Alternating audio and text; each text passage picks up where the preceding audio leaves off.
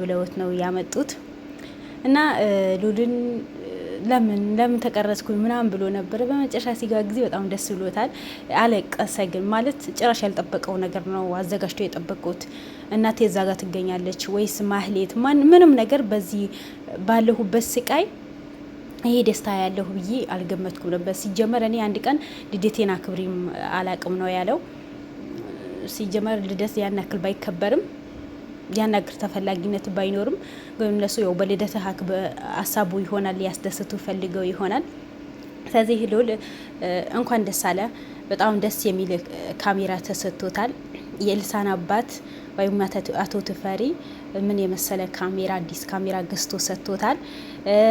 ማህሌት ደግሞ 600,000 ብር አበረከተችለት። ያንን እሱ እሺ አይልም። ብዙ ነገር ላደርገት ተፈልግ ነበር፣ ግን እሱ እኔ የምሰራው ለህሊናዬ ነው እንጂ ለሰው ብዬ አይደለም። እኔ እርካታ አገኛለሁ። እኔ ደስተኛ ነኝ በምሰራው ስራ። በጣም ደስተኛ ስለሆንኩኝ የተጎዳ፣ የተቸገረ፣ የተራበ፣ የወደቀ፣ የተበደለ ፍትህ ያጣ ያ የነገር ስራዬ ስለሆነ እኔ የልቤ ወይስ የአእምሮ እርካታ ስለማገኝ እኔ ምንም ነገር ስጦታን አልፈልግም ብሎኝ ነው እስካሁን እምቢ ብሎኝ ነበር። ዛሬ ግን በእናቱ ፊት፣ በጓደኞቹ ፊት፣ በወንድሞቹ ፊት እኔ ደስ እንዲለኝ ልደቱ ነው እኔ ደስ እንዲለኝ ይሄ ብር ይቀበለኝ ብላ ነው 600,000 ብር ያበረከተችለት።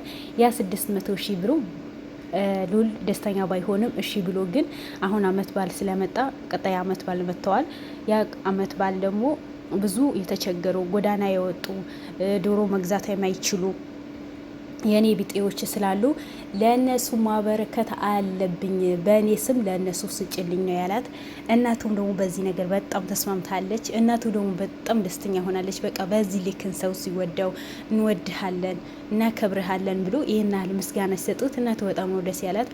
አቶ ተፈሪ ደግሞ አንተ በአዳ ሳትሆን ልጄ ነህ፣ የወለድኩህ ልጄ ነህ። ልጄን ክዳኝ፣ ልጄን ሽጣኝ፣ ልጄን ጠላቴን አግብታ በኖረች ሰዓት አንተ ካለሁበት ጨለማ ካለሁበት ስቃይ አውጥተኸኛል። እዚህ ግን እንድቀመጥ አድርገኸኛል። ስለዚህ አንተ ከእግዚአብሔር በታች ለእኔ እግዚአብሔር ነህ፣ እንደ ፈጣሪ አንተ ለእኔ ከእግዚአብሔር በታች ልጄ ነህ፣ ለሁሉ ነገር ደርሰህልኛኝ ነው ያለው። አቶ ተፈሪ ነው ይሄ ነገር ያለው።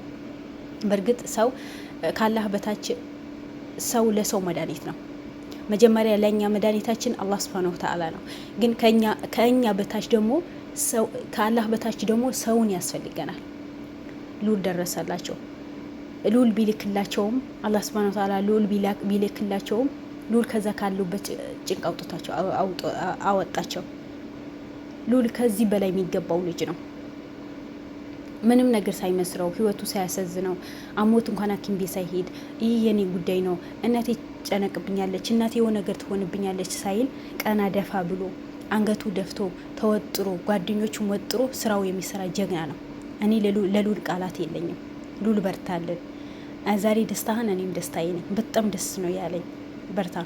ደግሞ ሁላችሁ ሰብስክራይብ አድርጉት። በእርግጥ ብዙ ሰው ይከታተዋል የሉል ቪዲዮ አሁን ነው እንጂ ከ200,000 በላይ ነው ሰው የሚያየው እና 200,000 እናስገባው እስኪ። ይሄ ጀግና ይገባዋል እኮ ይገባዋል። እነሱ ስጦታ ሰጡት አይደል?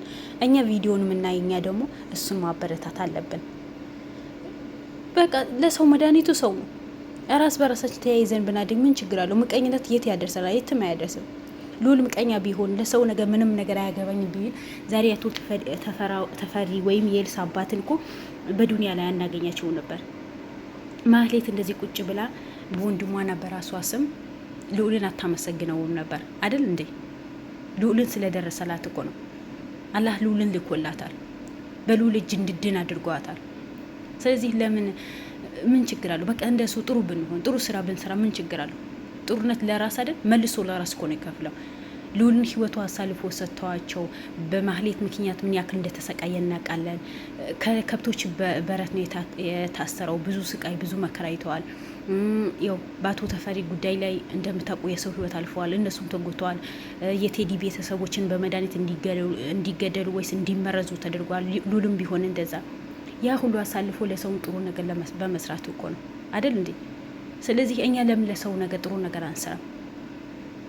ጥሩ ነገር በመስራት ለራሳችን ነው። እሱ ጥሩ ነገር ስለሰራ ነው ዛሬ መልሶ የሚከፍለው። ጥሩ ነገር ባይሰራ ኖሮ አቶ ተፈሪ ይሄን የመሰለ ካሜራ አምጥቶ አይሰጠው ነበር። ማህሌትም ቢሆን እንደዛ። ስለዚህ ሉል ከዚህ በላይ ይገባዋል። ምንም አይነት ምስጋና አመሰግናለሁ ተብሎ የማይገለጽ ቃል ነው የለም። የሉልን ቃላት የለውም፣ ያንሰዋል። ግን ቢሆኑ ጥሩ ለመስራት እንሞክር ሁል ጊዜ ማለት ነው። እና ዛሬ ሉልን በጣም ደስ ያለው ቀን ነበረ። ሁላቸውም ክሩሞቹ በሙሉ ማህሌት፣ እናቱም፣ የኤልሳን አባት በጣም ነው ደስ ያላቸው። ማለት ሁላቸው መናገር ነው ያቃታቸው። ሉልን ደግሞ የደስታን እንባ አለቀሰ።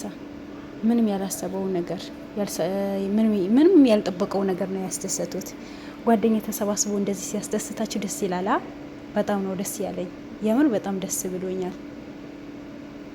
ሉል ላንተ ይሄ ቢያንስህ ነው፣ ከዚህም በላይ ይገባሃል። አዎ አንድ ቀን ያው እኔ ሉልን መከታተል ከጀመርኩኝ 2 አመት ሊሞላኝ ነው።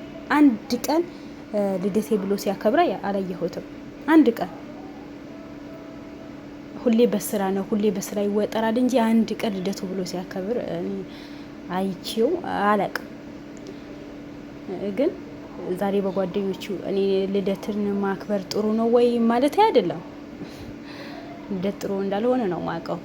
በቃ ሰው ተወለደ አላህ እድሜና ጤና ይስጠው እንጂ በየአመት ልደት ተብሎ ሲከበር እኔ የሆነ ቅንጡ ነው የሚመስለኝ። አላውቅም። ግን ዛሬ ያው እሱን ሁሌ ተከፍቶ ሁሌ ስቃይ ውስጥ ሁሌ ጭንቅ ውስጥ ስላለ ከዛ ጭንቅ ወይ ከዛ ካለበት መከራ እንዲወጣ ነው ብሎ ነው መሰለኝ ይሄ ነገር ያደረጉት ጓደኞቹ በሙሉ። አንዳንዴ ጓደኛ እንዲህ ከጀርባችሁ ሆናችሁ ደስታችሁ የሚፈልግ ስቃያችሁ የሚካፈል ደስታችሁ የሚካፈል ጓደኛ በህይወታችሁ ሲኖር በጣም ነው ደስተኛ የምትሆኑት። በቃ እንድትኖሩ ለመኖር እንድትጓጉ ማንኛውም ስራ እንድትሰሩ ያደርጋቸዋል። ጓደኞች ያሉኝ አይደል ምንም ነገር ቢፈጠር እነሱ ከጎኔ ይሆናሉ አይደል ብላችሁ በጣም ጠንካራ እንድትሆኑ ነው የሚያደርጋችሁ። ዛሬ ሉል እንደዛ ነው የሆነው። በተለይ እናቱ እኔ ከአንተ በላይ ጓደኞችህ ነው የሆኑልኝ ነው ያለችው። ብታመም ምን ብሆን አንተ ብትታሰር ምን ብትሆን ዞር አድርጋ ሳታያኝ እነሱ ናቸው። ማሚ ምን ጎደለ፣ ምን እናድርግልሽ፣ ምን የጎደለ ነገር አለ፣ በቃ አብሽሪ እንደዚህ ነው ብሎ የሚያጽናኑኝ እነሱ ናቸው። አንተ ወለድኩ እንጂ እንደሱ ባልወልዳቸውም በጣም ደስ የሚሉ ጥሩ ጓደኞች፣ ችግርህን፣ መከራህን፣ ደስታህን የሚካፈሉ ጓደኞች ነው ያለው። በጣም ደስተኛ ነኝ ያለች። እሱም በዛው ልክ እናቷ መሰገናት። አንቺ ስለወለድሽኝ እዚህ ምድር ላይ እንድመጣ ስላደረግሽኝ ከፈጣሪ በታች እኔ አንቺ ማመስገን ያለብኝ። ለአንቺ ያለ አራያ ተከትዬ ነው እኔ እዚህ ላይ የደረስኩት። በቃ እናቴ በልጅነቴ ጀምራ እንደ ራሱ አድርጋ ነው ያሳደገችኝ ብሎ ነው በጣም እናቱም አባቱም ያው አባቱ ቢሞትም ለአባቱ ማመሰገነ እናቱ ማመሰገነ። እናቴ ያላትን ነገር ተካፍላ ነው የምትበላው። የብቻዋ አትበላም። የተቸገረ ትረዳለች፣ የተጠማ ታበላለች። እኔ ልክ እንደሷ ነው የሆንኩት። እናቴ ለመርዳት ነው አዲስ አበባ የመጣሁት ነበረው የመጀመሪያ ልጅ ስለሆንኩኝ። ግን አሁን ለእናቴ ሳይሆን ለሁሉም ሰው ነው ማገለግለው። እሷ ማለች የህዝብ ልጅ ናት፣ የኔ ልጅ ብቻ ሳትሆን የህዝብ ልጅ ናት ስትለው ጊዜ እሱ መልሶ ለእናቱ አንቺ እኮ ለእኔ እናት ብቻ ሳትሆኝ የህዝብ እናት ነሽ ነው ያላት። ደስ አይልም? በጣም ነው ደስ የሚለው። ሰው አንድ ሰው በዚህ ልክ እንደዚህ ደረቱ ነፍቶ በዚህ ልክን ሲያመሰግን በጣም ነው ደስ የሚለው። ሉል በርታልን፣ አንተ በጣም ጀግና ልጅ ነህ። ከዚህ በላይ የሚገባህ ልጅ ነህ። ሁሌ ጥሩ ነገር ለመስራት ሞክር፣ አንድ ቀን እንዳይሰለችህ። እነዚህ መጥፎ ሰዎችን ቢያስከፉህም አንተ ደግሞ ከጎንህ የሚያስደስቱ ሰዎችን ማየት አለብህ። ያንተ የክፋት ምንጭ የሆኑ ሰዎች ሳይሆን የደስታ ምንጭ የሆኑ ሰዎች አይተህ ስራህን መስራት አለብህ። እኛ በአንተ በጣም እንኮራለን። አንተ ለእኛ ራያችን ነህ። ብዙ ነገር እንድንሰራ ነው የምታደርገን። ለሰው ጥሩ ነገር እንድንሰራ፣ ለሰው እንድንቆም፣ የተቸገረ ሰው እንድንረዳ ነው የምታደርገን። ሰው ክፉ ቢሆንም እኮ አንድ ሰው ጥሩ ሲሰራ ጊዜ በዛ ሰው አይቶ ነው ጥሩ ነገር ለመስራት የሚሞክረው። አንተ ለኛ እንደዛ ነህ። ለተካታዮች ያንተ የሚከታተሉ ሰዎች በሙሉ ጥሩ ነገር እንዲሰሩ፣ በሰው ላይ ክፉ ነገር እንዳይሰሩ ነው የምታደርገው። በጣም ጀግና ነህ። በዙሪያን ያሉ ጓደኞች አሳልፎ የሚሰጡ ለብር ብሎ የሚገዙ ሰዎች ሳይሆን ለህሊናቸው ብሎ ተገዝቶ ከአንተ ጋር የሚሰሩ ጀግኖች አፍርተህ ለህዝቡ አድርሰሃል። አቤላ፣ ቴዲ ብዙ ልጆች አሉ ማለት አንተና ዘላለም ዋና ብትሆንም ግን እነዚህ ከእናንተ ተከታይ ሆኖ እንደዚህ ጥሩ ነገር እንዲሰሩ ስላደረካቸው በጣም ነው የምናመሰግነው። በርታ። ምንም ወደ ኋላ የሚያስቀርህ ነገር የለም። አንተ ወላይ በጣም ጀግና ልጅ ነህ። ስለዚህ የሉል ቤት ማትጎብኙ እናንተ ሉልን ቤት ማታዩ እናንተ ሄዳችሁ ሰብስክራይብ አድርጋችሁ ተከታተሉት። ሉል በጣም ጀግና ነው። በጣም ጥሩ ልጅ ነው። ጥሩ ነገር ነው የሚያስተምረው። ጥሩ ቪዲዮ ነው የሚሰራው። የተቸገሩ ሰዎች በሙሉ ይረዳል። የወደቁ ሰዎች በሙሉ ያነሳል። ፍትህ ያጡ ሰዎች ፍትህ የሚሰጥ ልጅ ነው። ምንም ነገር ማይበግረው ወደ ኋላ እንዲቀር ቢያደርጉት መድኃኒት ቢያጠጡት ቢያስሩት ቢያግቱት ምን ቢሉት ምንም ነገር ማያሸንፈው ጀግና ልጅ ነው። ስለዚህ ሁላችንም እንደ ሉል ጥሩ ነገር ለመስራት የምንሞክር ሰዎች ጥንካሬ ያድርገን። እንደሱ ጥሩ ነገር ለመስራት ልቦና ይስጠን። ከምንም በላይ ልቦና ይሰጠን ነው። ጥሩ ህሊና ሲኖረው ነው የሰው ልጅ ጥሩ ህሊና ሲኖረው ጊዜ ነው ጥሩ ቦታ የሚደርሰው። ጥሩ ህሊና ለመኖር እንሞክር። ጥሩ ስራ ለመስራት እንሞክር። በሰው ላይ ክፋት አንሰብ። ክፋት የትም አያደርሰንም። ወደ ኋላ ነው የሚያስቀረን እንጂ ወደፊት አይወስደንም። ስለዚህ ሁሌ ጥሩ ነገር ለመስራት ሞክሩ እላችኋለሁ። ውድ ቤተሰቦች ቪዲዮን ከወደዳችሁ አሁን በድጋሚ ላይክ፣ ሼር፣ ሰብስክራይብ አድርጉኝ። እወዳችኋለሁ። ባይ ባይ። መልካም ምሽት። እወዳችኋለሁ።